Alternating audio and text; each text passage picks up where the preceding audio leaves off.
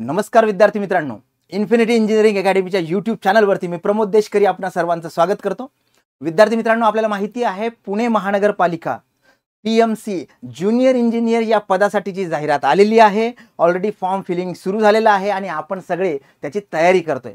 तर विद्यार्थी मित्रांनो, याच्यामध्ये जीएस हा जो घटक असतो त्याच्यामध्ये पुणे आणि पुणे कॉर्पोरेशनचा एरिया आणि पुणे जिल्हा यावरती प्रश्न येण्याचे मॅक्सिमम चान्सेस असतात। मागच्याही वेळेस आपण पीएमसी जेईची ज्यावेळेस ॲडव्हर्टाइजमेंट आली होती त्यावेळेला आपण हे स्पेशल सेशन केलं होतं। पीसीएमसीची ॲडव्हर्टाइजमेंट आली होती तेव्हाही आपण हे सेशन केलं होतं आणि खूप चांगला प्रतिसाद तुमच्याकडनं मिळाला होता आणि त्याचा फायदा सुद्धा बऱ्याच विद्यार्थी मित्रांना याच्यामध्ये एक्झाम देताना झाला होता। तर विद्यार्थी मित्रांनो, हेच टॉपिक घेऊन आता परत आलेलो आहे आपण। पुणे जिल्हा, पुणे कॉर्पोरेशन आणि पुणे एरिया या सर्वांची माहिती आणि एक ज्याला आपण म्हणतो बर्ड व्ह्यू आपण या सेशनमध्ये घेणार आहोत। कुठल्या कुठल्या महत्त्वाच्या गोष्टीवरती आपल्याला लक्ष द्यायचं आहे जेणेकरून एक्झाममध्ये ते प्रश्न आपल्याला सॉल्व्ह करता येणार आहेत याच्यावरती आपण फोकस करणार। त्याच्यामुळे शेवटपर्यंत व्हिडिओ बघायला विसरू नका आणि चॅनलला जर नवीन असाल तर सगळ्यात पहिल्यांदा सबस्क्राईब करून टाका। तिकडे घंटी आहे ती घंटी वाजवा म्हणजे असेच नोटिफिकेशन तुम्हाला येत राहील। चला सुरू करूया आपलं सेशन। तर विद्यार्थी मित्रांनो, आपल्याला माहिती आहे पुणे महानगरपालिकेमध्ये भरती 169 जागांची आणि ह्या जो पेपर आहे याचा मधला आयबीपीएस घेणार आहे आणि त्याच्यामध्ये जो जनरल स्टडीजचा किंवा जीएसचा जो भाग असतो त्याच्यामध्ये पुणे एरियावरती प्रश्न येतात आणि मग हे प्रश्न आपल्याला काही पर्टिक्युलर टॉपिकवरती विचारले जातात। तर त्या टॉपिकवरती आपण फोकस करणार आहोत। काही क्वेश्चन्स या सेशनच्या शेवटी आपण घेणार आहोत, त्याच्यामुळे शेवट तर बिलकुल चुकू नका कारण तेच प्रश्न हे येण्याचे मॅक्सिमम चान्सेस असतात। विद्यार्थी मित्रांनो, मागच्या वेळेचा जो पीएमसी जेईचा पेपर झाला होता 2022चा, जीएसचं जर ॲनालिसिस केलं तर भूगोल 2 क्वेश्चन्स आले होते, पॉलिटीवरती 1 क्वेश्चन आला होता, इतिहासावरती 3 क्वेश्चन्स होते, स्टॅटिक जीकेवरती 1 क्वेश्चन होता आणि करंट अफेअर आणि पुणे जिल्हा माहिती याचे साधारणतः 8 प्रश्न हे आले होते आणि जी डिफिकल्टी लेवल होती ही इझी टू मॉडरेट लेवलची डिफिकल्टी होती। ओके, त्याच्यामुळे आपल्याला करंट अफेअरशी संबंधित आणि पुण्याशी संबंधित क्वेश्चन्स येतीलच। त्यामुळे आपल्याला त्याच्याबद्दलची जी इन्फॉर्मेशन आहे एक शॉर्ट नोटच्या फॉर्मॅटमध्ये आपल्याला तयार करणं गरजेचं आहे आणि तीच आपल्याला एक्झामच्या वेळेस वाचायचं आहे। कारण जर आपण बघितलं तर खूप मोठी इन्फॉर्मेशन होऊ शकते, पण त्यातल्या त्यात जी स्पेसिफिक इन्फॉर्मेशन आहे ती तुमच्यासाठी घेऊन आलेलो आहे। ओके, आता ट्रेंड आपल्याला माहिती आहे साधारणतः प्रश्न कशा पद्धतीने विचारले जातात। ती जी काही कॉर्पोरेशन आहे त्याची स्थापना कधी झाली होती, पहिले आयुक्त कोण होते, आता शेवटचे आयुक्त कोण आहे, पहिले महापौर कोण होते, शेवटचे महापौर कोण आहेत, इन बिटवीन जे आयुक्त झालेले आहेत किंवा महापौर झालेले आहेत ज्यांची कारकीर्द ही गाजली असेल, त्यांनी चांगलं काम केलं असेल किंवा काही अजून इन्फॉर्मेशन असेल तर त्या वेळेच्या त्या पर्टिक्युलर टॉपिकवरती क्वेश्चन्स हे विचारले जातातच। त्याच्यामुळे कधीही लक्षात ठेवायचं की ह्या गोष्टी ज्या आहेत ह्या गोष्टी तुम्हाला माहिती असल्याच पाहिजे। ओके, तर आपल्याला माहिती आहे की सुरुवातीला म्युनिसिपल काउन्सिल होतं हे पुणे आणि त्यानंतर 1950 मध्ये 2025 सुरू आहे तर या 2025 मध्ये 75 वर्ष झालेली आहे, त्याच्यामुळे हे तुम्हाला नक्कीच लक्षात राहणार। तर 1950 15 फेब्रुवारी 1950 या रोजी पुणे महानगरपालिकेची स्थापना झालेली आहे। त्याच्या अगोदर ते म्युनिसिपल काउन्सिल होतं, नंतर म्युनिसिपल कॉर्पोरेशन झालं। मग आता याच्यामध्ये ही सुद्धा महत्त्वाची गोष्ट आहे की आता 2025 मध्ये ते 50 आणि हे 25 असे 75 वर्ष हे या महानगरपालिकेला झालेले आहेत। म्हणजेच अमृतवा वर्धापन दिन कशाचा होता तर तुमच्या पुणे महानगरपालिकेचा होता, बरोबर आहे। याच्या अगोदर जसं मी सांगितलं तुम्हाला की सुरुवातीपासनं जर आत्तापर्यंत बघितलं तर खूप मोठ्या कारकिर्दी पुण्याच्या शैक्षणिक असेल, त्यानंतर सांस्कृतिक असेल, ऐतिहासिक असेल, भौगोलिक असेल या कारणांनी झालेल्याच आहेत। पण जे क्वेश्चन्स विचारले जातात याच्यामध्ये असे क्वेश्चन्स काही विचारले जातात की जे असोसिएट माहिती असते त्याच्यावरती विचारले जातात। म्हणजे फॉर एक्झाम्पल जीएस जीके मध्ये आता जसं नोबेल पारितोषिक तुम्हाला माहिती आहे शांततेचं मिळालेलं आहे, पण ते कुणाला मिळालं हे सगळ्या जगाला माहीत झालं, कशासाठी मिळालं हे सगळ्या जगाला माहिती झालं। पण मग प्रश्न कुठले विचारतात जे माहिती नसतं, त्या कुठल्या देशाच्या आहेत, बरोबर आहे, त्या कुणाच्या विरोधात लढा लढतायत अशा क्वेश्चन्स वरती जास्त भर असतो कॉम्पिटिटिव्ह एक्झामिनेशन मध्ये. त्याच्यामुळे ज्या गोष्टी जनरल माहिती असतात त्याच्यावरती क्वेश्चन न विचारता ज्या गोष्टीवर आपलं लक्ष जात नाही त्याच्यावरती क्वेश्चन्स विचारले जातात. त्याच्यामुळे आपल्याला ती काळजी आणि त्या अँगलनी स्टडी करणं गरजेचं आहे. ओके, बऱ्याचदा असंही होतं की आपला जो लोगो आहे, लोगो असेल, ब्रीद वाक्य असेल, याच्यावरती सुद्धा प्रश्न विचारला जाऊ शकतो. आपल्याला माहिती आहे की पुणे महानगरपालिकेचा जो लोगो आहे त्याच्यामध्ये महाराज आणि महाराजांचा घोडा जो आहे हा आपल्याला दिसतो, पण तिथे एक ब्रीद वाक्य लिहिलेलं आहे, वरं जनहित ध्येयम. म्हणजे सर्वश्रेष्ठ काय आहे, तर सर्वश्रेष्ठ हे जनतेचं जे ध्येय आहे किंवा जनतेप्रती ज्याला आपण म्हणतो की कार्य करणे, सतत त्यांच्यासाठी अवेलेबल असणे, ह्याचं मिनिंग आहे. आणि हे जे आहे हे ब्रीद वाक्य आहे. मे बी एखाद्या वेळेस क्वेश्चन्स मध्ये हे येऊ शकतं, कारण आताच बघा पनवेल महानगरपालिका असेल, छत्रपती संभाजीनगर महानगरपालिका असेल, PCMC असेल, प्रत्येकाचा लोगो वेगळा होता, प्रत्येकाचं ब्रीदवाक्य वेगळं होतं. त्याच्यामुळे याच्यावरती सुद्धा तुम्हाला काय करायचं आहे, लक्ष ठेवून राहायचं आहे. 15 फेब्रुवारी 1950 काय झालं, तर काउन्सिलमधनं कॉर्पोरेशन झालं. 75 म्हणजे अमृत. तर विद्यार्थी मित्रांनो, ही काही माहिती आहे. त्याच्यानंतर अजून एक बर्ड व्ह्यू मध्ये काय माहिती, तर लोकसंख्या आपल्याला माहिती आहे 2011ची जनगणना झालेली आहे आणि त्या जनगणनेनुसारच सेन्सस जो आहे तो त्यावेळेचा 2011चाच आपण वापरतो. तर त्याच अनुषंगाने ह्या लोकसंख्या असतात. डेफिनेटली आता 11 ते 21 आणि परत हे 4 म्हणजे जवळपास 14 वर्ष झालेली आहेत. जनता प्रचंड वाढलेली आहे. आपण रोडवर त्याचं ट्रॅफिकमध्ये एक्झाम्पल बघू शकतो. तर या 2011च्या जनगणनेनुसार जी लोकसंख्या होती त्यावेळेला 94,26,959 पेक्षाही जास्त. तर नक्कीच आता ही याच्यापेक्षाही क्रॉस केलेली आहे. तुम्ही करंट अफेअर मध्ये बघू शकता की ही किती गेलेली आहे. आता एवढी सगळी जनता आणि एरिया किती आहे, 527 चौरस मीटर किलोमीटर, 527 स्क्वेअर किलोमीटर.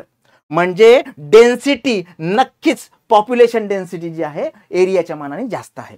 तर विद्यार्थी मित्रांनो, जे कॉर्पोरेशन आहे याचं एरिया आपण डिस्कस करतो आहे.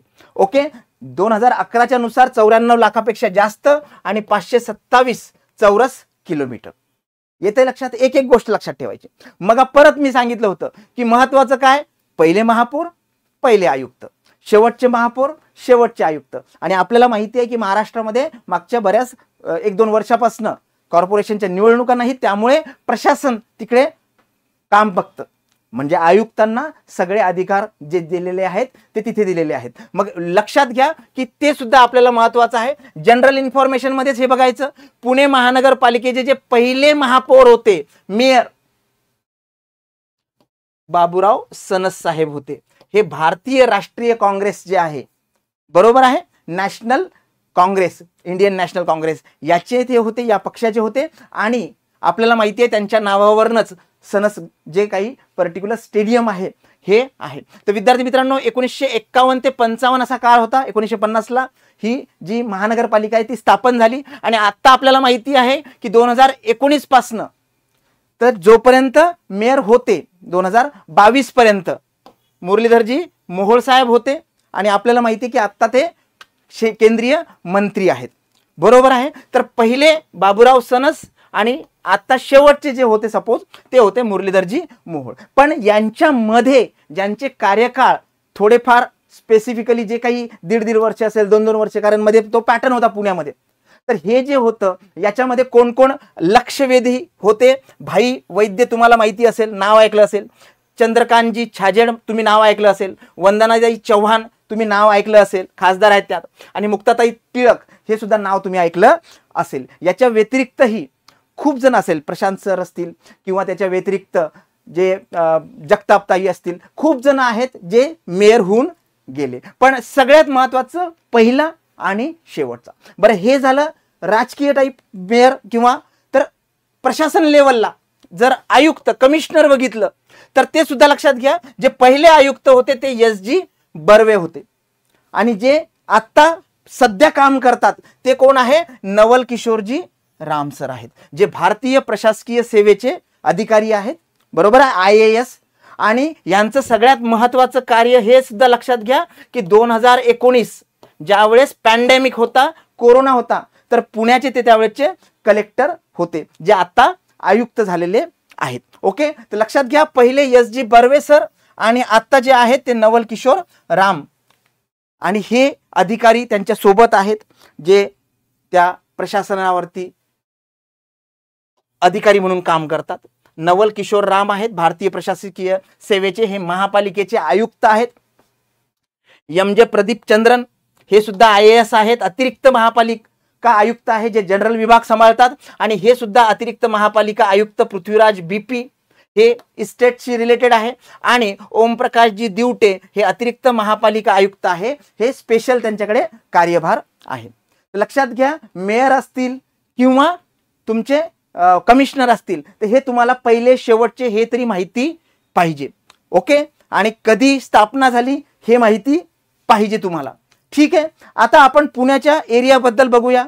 पुण्याचा जो लोकेशन आहे आणि जो मॅप जर बघितला आपण तर बघा, हे इकडे नॉर्थ आहे, इकडे पूर्व असेल, ईस्ट, पश्चिम. ओके, तर ह्याच्यावरती जर बघितलं आपण तर किती जिल्ह्यांना ही बाउंड्री जाते बघा. अहमदनगर आहे, अहमदनगर जिल्हा जो आहे पुण्याच्या म्हणजे पूर्व आणि नॉर्थच्या मध्ये आहे. तर आपण जर बघितलं तर उत्तर व पूर्वेस अहमदनगर जिल्हा, बघा हा एक जिल्हा झाला. दुसरा जिल्हा पडतो सोलापूर जिल्हा, हा दुसरी बाउंड्री आहे सोलापूर जिल्ह्याची. तर हे काय आहे? ईस्ट आणि साऊथ मध्ये आहे, तर आग्नेय ज्याला म्हणतो आपण सोलापूर जिल्हा. ओके, त्याच्यानंतर जर इकडे बघितलं नॉर्थ आहे तर हे साऊथ होईल तुमचं दक्षिण. तर दक्षिणेला सातारा जिल्हा आहे, हा तिसरा झाला तुमचा, बघा दक्षिणेस सातारा जिल्हा. आणि जर आपण या साईडला आलो कोकणाच्या साईडला तर इकडे रायगड आणि ठाणे, पश्चिमेस रायगड जिल्हा आणि वायव्येस ठाणे जिल्हा. तर इथे जो आहे हा रायगड जिल्हा आणि हा ठाणे जिल्हा, म्हणजे 5 जिल्ह्यांच्या बाउंड्रीज ह्या पुणे जिल्ह्याला अटॅच आहे. याच्यावरती क्वेश्चन्स येऊ शकतात, बरोबर आहे. आणि कुठल्या दिशेला कुठला जिल्हा आहे याच्यावरनं तुम्हाला या नकाशावरनं लवकर लक्षात येईल, बरोबर आहे. तर हे लक्षात घ्या विद्यार्थी मित्रांनो, हा जो आहे हा विस्तार आहे पुणे जिल्ह्याचा, 5 जिल्ह्याच्या बाउंड्रीला तो अटॅच करतो. आणि त्याच्या व्यतिरिक्त हे सुद्धा लक्षात घ्या की साधारणतः कुठल्या दिशेला कुठला जिल्हा पडतो. ओके, त्याच्या व्यतिरिक्त जर आपण भौगोलिक एरिया बघितला, ओके, तर याच्यामध्ये जी पूर्व सीमा आहे ईस्ट, याच्यामध्ये कुकडी नदी असेल, घोड व भीमा नदी असेल, त्याच्यामुळे तयार झालेली आहे. कारण आपण जर याच्यामध्ये बघितलं तर इव्हन दो काही पर्टिक्युलर एरिया जो डिवाइड करतो 2 जिल्ह्यांना, तो सुद्धा नदीमुळे डिवाइड करतो. जसं दक्षिण सीमा जी आहे नीरा नदी ही निश्चित करते. आणि पश्चिमेस, इकडे पश्चिमेस काय आहे आपल्याला माहिती आहे का, हा कोकण पट्टा आहे. आणि कोकण पट्ट्याला काय आहे तर आपल्याला माहिती आहे की कोकण पट्ट्याला स्पेसिफिकली सह्याद्री पर्वतरांगा, आणि त्याच्यामुळे तिकडनं तो पुणे जिल्ह्याला सेपरेशन करतो. एरिया जर बघायचा झाला तर 15,643 स्क्वेअर मीटर हा डिस्ट्रिक्टचा आहे. मग आम्ही कॉर्पोरेशनचं सांगितलं होतं तुम्हाला. पूर्व पश्चिम विस्तार सुमारे 171 आणि 155, म्हणजे हा जो विस्तार आहे पूर्व पश्चिम हा 171 किलोमीटरचा आहे. आणि हा जो उभा आहे विस्तार हा कितीचा आहे? 155 किलोमीटरचा आहे. तर लक्षात घ्या, जर मांडणी बघितली आपण तर ईस्ट वेस्ट जो आहे हा जास्त आहे 171 किलोमीटर, आणि नॉर्थ साऊथ जो आहे तो 155 किलोमीटर आहे, कमी आहे. आणि याच्यामध्ये हा नकाशा आहे. ओके, लक्षात घ्या कशा पद्धतीने आपल्याला लक्षात ठेवता येते एखादी गोष्ट. टेक्निकली जर जास्त डिटेलमध्ये जायचं झालं तर लॅटिट्यूड किंवा लॉन्जिट्यूड आहे हा पार्ट असतो, पण सहजासहजी याच्यावरती क्वेश्चन येत नाही. तरीही जो लॅटिट्यूड आहे 10.24 टू 17.54 आहे, आणि लॉन्जिट्यूड जो आहे 73.19 टू 75.10.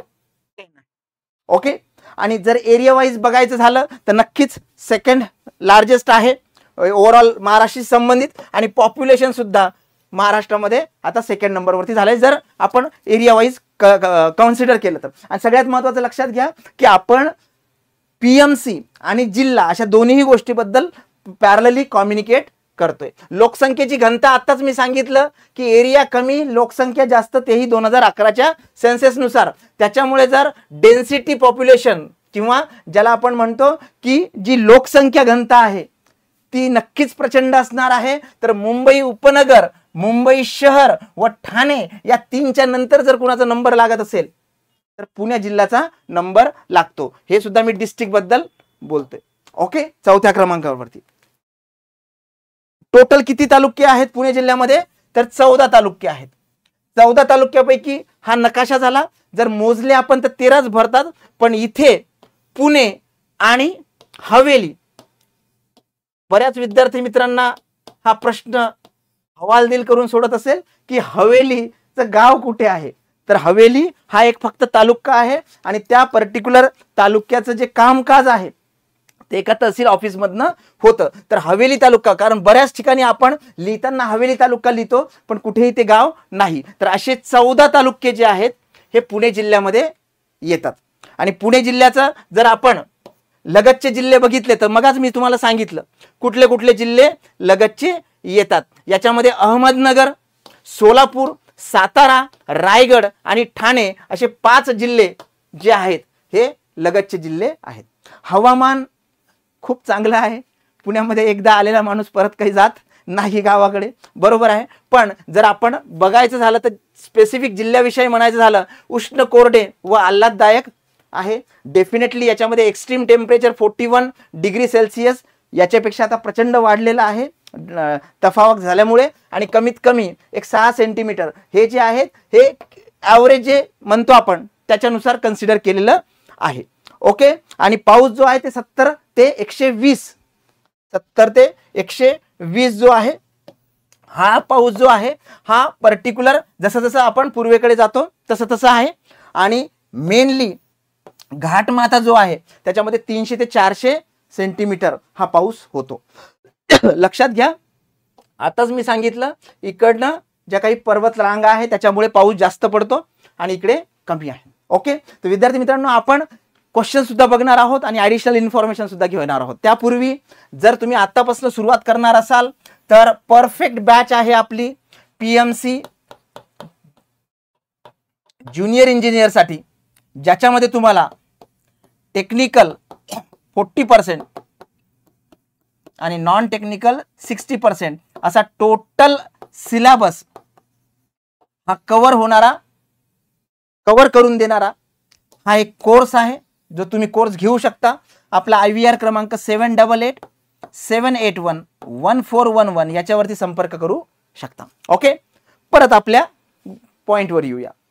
जमिनीचा प्रकार किंवा जी काही सॉइल आहे, मृदा आहे, ही 3 प्रकारची आहे याच्यामध्ये आणि 3 वेगवेगळ्या एरियामध्ये ती मृदा आहे. आपल्याला माहिती आहे बारामती इंदापूर साईडला जर गेलो तर खूप सुपीक जमिनी आहेत, ऊसाचं प्रमाण जास्त आहे. तर याच्यामध्ये हे सुद्धा लक्षात घ्या की जी मातीचा प्रकार आहे तांबडी, तपकिरी, काळी अशी 3 प्रकारच्या ज्या सॉइल आहेत. ओके, तर त्या पर्टिक्युलर सॉइल आपल्याला बघायला मिळतात. आणि याच्यामध्ये जसं जसं आपण पश्चिमेकडून पूर्वेकडे जातो तसं सुपीकता ही वाढलेली दिसते. आताच मी तुम्हाला सांगितलं. मग हे कुठल्या कुठल्या एरियामध्ये बघा तर जुन्नर, आंबेगाव, खेड व पुरंदर याच्यामध्ये एक साधारणतः तांबडी माती किंवा तांबडी जमीन किंवा तांबडी मृदा.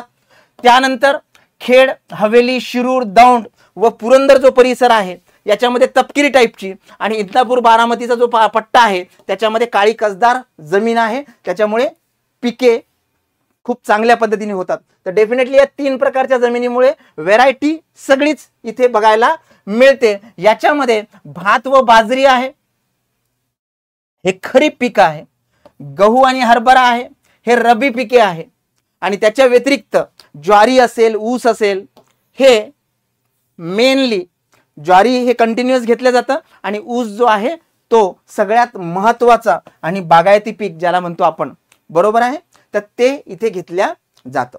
जर आपण संरक्षणे थ्रू बघितलं तर एरिया वाईज काही भागामध्ये पठार, काही भागामध्ये डोंगर. तर हा जो पार्ट आहे हा भूगोलाकडे जातो. भूगोलामध्ये तुम्ही हा पर्टिक्युलर भाग पुण्याशी रिलेटेड वाचून घ्याल, कारण याच्यामध्ये डेडिकेटेड जे भूगोलचे तुमचे किंवा जिओग्राफीचे टॉपिक्स असतात ते तुम्हाला वाचताना लवकर कळेल की कुठल्या भागामध्ये. फॉर एक्झाम्पल जुन्नर, आंबेगाव, खेड, मावळ, मुळशी, वेल्हे आपल्याला माहिती आहे की खूप मोठा डोंगराळ भाग आहे.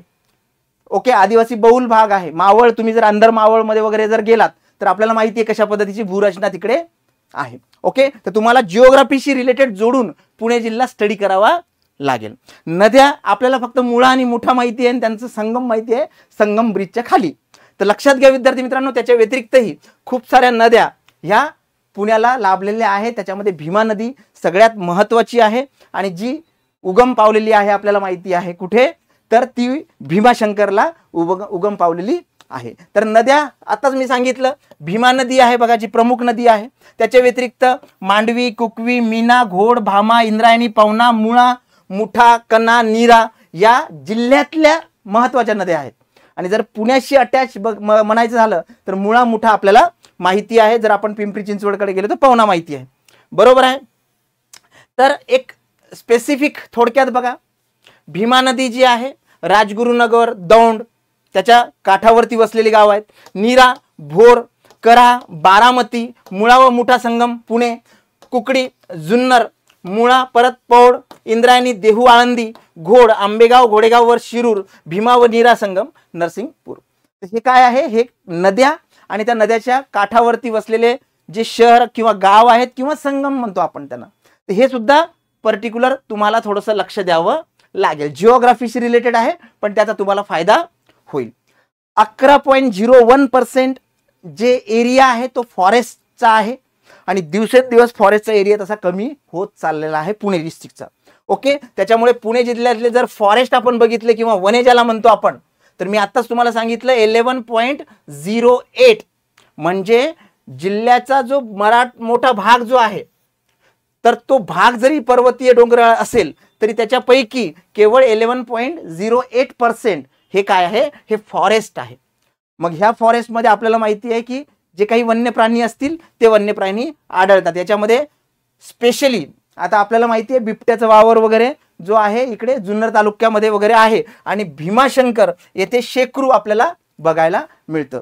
जर आपण अंदर मावळ असेल किंवा काही स्पेसिफिक पर्टिक्युलर त्या भीमाशंकरच्या एरियामध्ये गेलो तर आदिवासी बहुल एरिया, त्याच्यामध्ये कातकरी असतील किंवा ठाकर असेल किंवा ज्याला महादेव कोळी म्हणतो, तर ही लोक तिकडे तुम्हाला बघायला मिळतात. ओके, टेक्निकलचा अभ्यास करत असाल तर नक्कीच तुमच्यासाठी फॉर्म्युला शीट आणि डेफिनेशन शीट हे खूप महत्त्वाचं टूल आहे. आम्ही नेहमी सांगतो की विद्यार्थ्यांचा बराचसा वेळ फॉर्म्युले लिहिण्यात बरोबर आहे आणि तुमचे डेफिनेशन आयडेंटिफाय करण्यातच जातो. तुमचा तो सगळा वेळ याच्यामुळे वाचणार आहे. तुम्हाला जर हे सेट बुक करायचं असेल तर परत तोच नंबर 7887811411 याच्यावरती तुम्ही संपर्क करू शकता. आणि फिजिकली जायचं असेल तर पुण्यामध्ये इथे मानकरवाडा, पत्र्या मारुती चौक, नारायणपेठ, पुणे इथे यायचंय. आणि जर तुम्हाला स्पेसिफिकली नाशिकमध्ये कलेक्ट करायचं असेल तर आपलं infinity academy Upadhye building, Ashok स्तंभ, नाशिक येथे तुम्ही घेऊ शकता. आता सगळ्यात महत्त्वाचा पार्ट तो म्हणजे पुण्यातल्या धरणं. मग आपल्याला सगळ्यात पहिले काय येतं समोर, खडकवासला. खडकवासल्याच्या समोर काही जात आपण नाही, पण खडकवासल्याची जी रांग आहे पूर्ण धरणांची तर त्याच्यामध्ये विविध धरणं आपल्याला बघायला मिळतात, जलाशय बघायला मिळतात आणि त्याला दिलेली वेगवेगळी ऐतिहासिक नावं पण बघायला मिळतात. भाटघर धरण, येसाजी कंक जलाशय त्याला म्हणतात, हे भोर तालुक्यातलं ओके वेळवंडी नदीवरती आहे आणि इथे इलेक्ट्रिसिटी जनरेट सुद्धा होते. पानशेत धरण जे फुटलं होतं बघा त्याला तानाजी सागर म्हणतात, हे मुळशी तालुक्यात आहे आणि अंबी या मुठेच्या उपनदीवरती ते धरण आहे. वरसगाव धरण तुम्ही नाव ऐकलं असेल, वीरबाजी पासलकर जलाशय त्याला म्हणतात, हे सुद्धा मुळशी तालुक्यात आहे, मोसी या मुठेच्या उपनदीवरती. आपण जर खडकवासल्यापासून पानशेतकडे जायला निघालो तर आपल्याला जे काही जलाशय किंवा धरण दिसतात तर तो सगळे त्या पर्टिक्युलर माळेमध्ये येतात. आणि खडकवासला जे आहे हे अंबी, मोसी, मुठा या नद्यावरती हवेली तालुक्यामध्ये आहे. त्याच्या व्यतिरिक्त पवना धरण हे जिल्ह्यामध्ये येतं, मुळशी धरण, त्याच्या व्यतिरिक्त छोटे छोटे जे प्रकल्प आहेत, चासकमान प्रकल्प असेल, पुष्पावती असेल, नाझरे असेल, हे प्रकल्प सुद्धा तुम्हाला बघायला मिळतात पुणे जिल्ह्यामध्ये. ओके, वाहतुकीच्या बाबतीत जर झालं तर सगळ्यात महत्त्वाचं की NH48 हा जो दिल्ली ते चेन्नई हा नॅशनल हायवे आहे, तर हा बघायला मिळतो. त्याला मुंबई चेन्नई असं सुद्धा म्हणतात. ओके, हा आपल्या जिल्ह्यातनं जातो. पुणे विजयवाडा नॅशनल हायवे 65 आणि पुणे नाशिक हा नॅशनल हायवे 60 हे ट्रॅव्हलिंगचं बेस्ट पर्टिक्युलर ज्याला म्हणतो आपण चॅनल आहेत. आणि रेल्वेबद्दल तर ब्रॉड गेज आहेत बघा. ब्रॉड गेज कुठले आहेत? मुंबई पुणे सोलापूर मार्ग आहे, दौंड बारामती आहे आणि पुणे मिरज कोल्हापूर ही ट्रॅक आहे. पुण्याला लागून असलेला जो PCMCचा एरिया आहे, भोसरीचा एरिया आहे, हडपसर इंडस्ट्रियल इस्टेट आहे, तर हे सगळे इंडस्ट्रीज आहेत ज्याच्यामध्ये मॅक्सिमम जे ज्याला म्हणतो आपण की इंडस्ट्रियल शेड्स, इंडस्ट्रियल कंपनीज आणि मोठ्या मोठ्या कंपनी आहेत त्या सुद्धा पुण्यामध्ये आणि पुणे जिल्ह्यामध्ये काम करतात. याच्यामधल्या काही जर फेमस वगैरे जर बघायच्या झाल्या तर तुम्हाला माहिती आहे की पिंपरी चिंचवड किंवा भोसरीच्या एरियामध्ये MIDC मध्ये खूप चांगल्या कंपन्या याच्यामध्ये आहेत. ओके,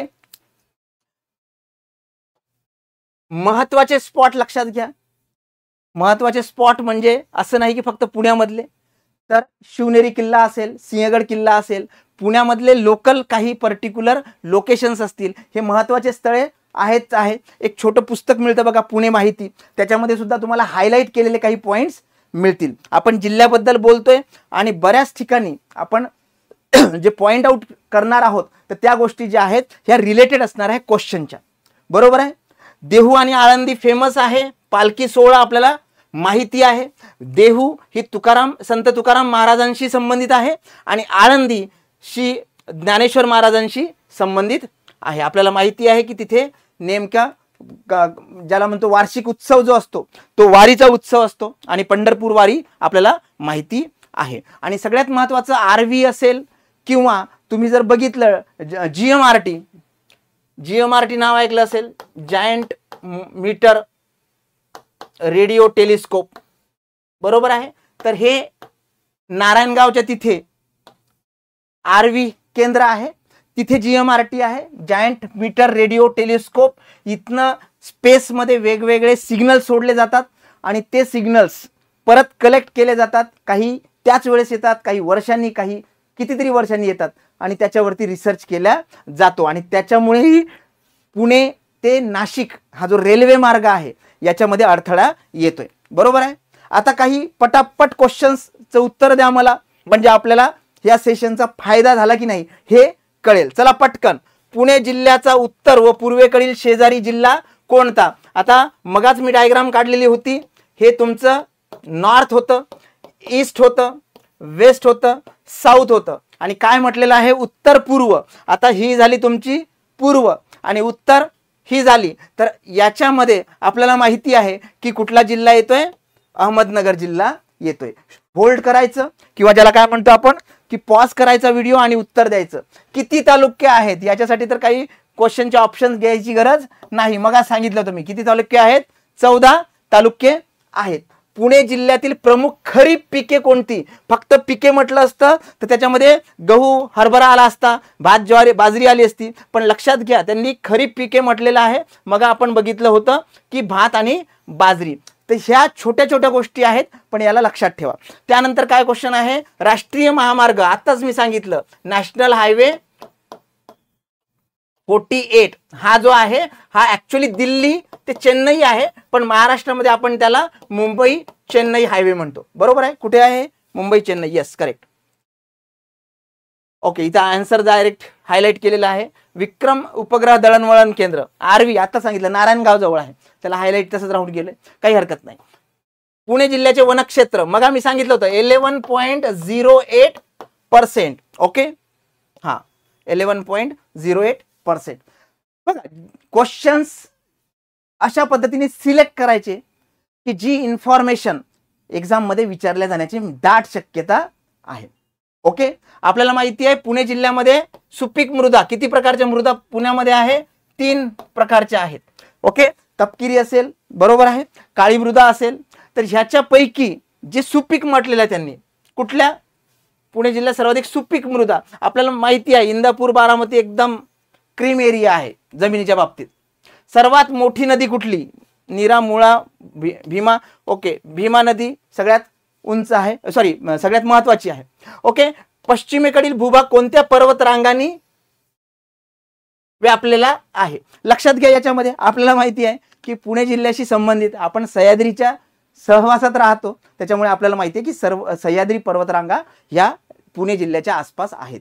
तर विद्यार्थी मित्रांनो, या ज्या पर्टिक्युलर क्वेश्चन्सचे पॉइंट्स आहेत, तर सांगण्याचा उद्देश असा आहे की जे क्वेश्चन्स विचारले जातात त्याच अनुषंगाने तुमचं सिंगल लाइनर नोट तयार झालं पाहिजे. नाहीतर पुणे जिल्हा मोठा आहे, पुणे कॉर्पोरेशन अजून मोठा आहे, आणि त्याच्यामध्ये आपण काय काय लक्षात ठेवणार. तर अशा वेळेस जे विचारू शकतात, मागच्या काही कॉर्पोरेशन्समध्ये IBPSने एक्झाम घेतली असताना त्यांनी काय विचारलं, जसं BMCला आपल्याला माहिती आहे, BMC मध्ये मेयर विचारलं, सॉरी कमिशनर विचारले होते त्यांनी. तर ह्या गोष्टी तुम्ही त्याच्यामध्ये लक्षात ठेवायला पाहिजे. वीरबाजी पासलकर जलाशय, आता मग मी एक टेबल दाखवला होता बघा, तो टेबल जर बघितला आपण तर त्या टेबलमध्ये वेगवेगळे नावं जे आहेत, प्रत्येकाला टेबल म्हणण्यापेक्षा इन्फॉर्मेशन होती ती. आपण त्या स्लाइड वरती जाऊया, कुठे होतं ते, भूरचना. ओके, धरणेमध्ये होतं ते, बरोबर आहे. हे बघा इथे एसाजी कंक काय आहे, भाटगर धरण. तानाजी सागर काय आहे, पानशेत धरण. आणि वीरबाजी पासलकर काय आहे, वरसगाव धरण. या प्रकारच्या इन्फॉर्मेशन्स ते एखाद्या वेळेस एक्झाम मध्ये विचारू शकतात. ठीक आहे, ओके. तर विद्यार्थी मित्रांनो, इथे वीरबाजी पासलकर जे आहे, वरसगाव धरण हे जे आहे या नावाने ओळखल्या जातं. ठीक आहे. सगळ्यात महत्वाचं की PMC एरिया आणि PMC जिल्हा या दोन वेगळ्या गोष्टी आहेत.